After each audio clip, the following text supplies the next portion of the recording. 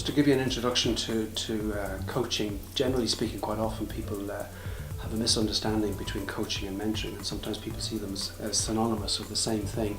It is important to identify that there are differences, and that mentoring is very much a more sort of job-specific, function-specific type of guidance, instruction and tutoring process. However, coaching, which is what we're concentrating on providing here, is more to do with generic skills and providing people with some generic skills that can be applied to any role or job that people might want to do any part of their working life.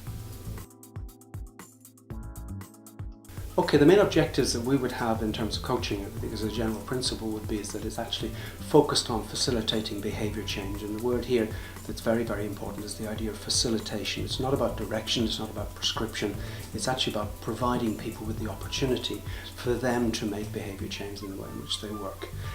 Obviously the primary goal at the end of it is that actually people then improve performance in a positive way, so that you're obviously looking for people who need to develop their skills and develop their actual techniques so that they actually can improve performance in themselves, individually, and obviously leading on directly and indirectly into organisational improvement and performance as well.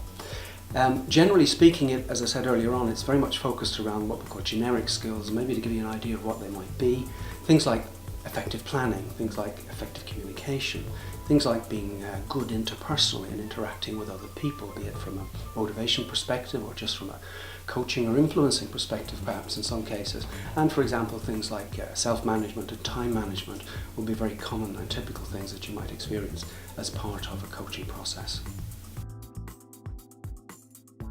Yeah, it's important to spend a little bit of time just on the approach that we would use to it. And generally speaking, you would have to start on the basis that people have a need, and therefore that need may be something that an organisation might provide or have identified, or it may be something that you ask us to come and have a look at to actually see what sort of needs an individual or individuals have in the context of coaching being the appropriate solution to their developmental needs rather than some other alternative to that. We tend to take a very practical approach to it. We try to be very down to earth in the way in which we do it. It has to be information that's relevant to the role that people are involved in at this particular point in time. So theoretical concepts have to be applied in a practical way, so that's very important for it.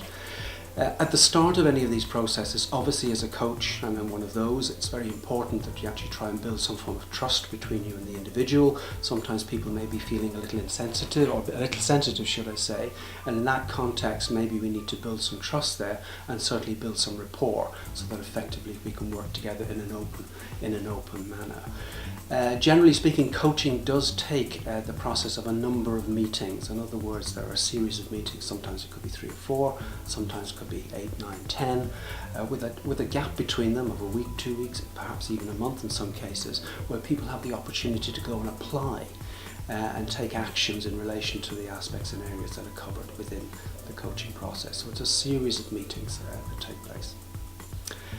They tend to be structured by nature, and there has to be a format to the way in which they operate, and I'll explain that in just a moment. But it is important to also emphasize that they have to be flexible. In other words, for example, when you're coming back from a second or a third meeting and somebody's had a number of experiences during that period that are important to them and relate to the areas that they need to improve, we have to be flexible enough to be able to go off and go in a particular direction in order to analyse those and to look at those and see what impact they have in the context of the person's individual ability and performance. So in that sense, we have to have the flexibility. The structure tends to be almost like a 3-stage process, and it tends to be an analysis. So the first piece is to debate and analyse what's happening or what the situation might be for the individual in their role. The next is the opportunity for reflection, and that's reflecting back to the individual so that they're the ones that are coming with the ideas and suggestions on where things are going wrong, what things need to improve, or what can be done differently. So it's very much what's called the Socratic approach, as because of Socrates in Greece, but it's about people taking responsibility themselves to make decisions about what they need to do. And then the final step in that process is actually to take action.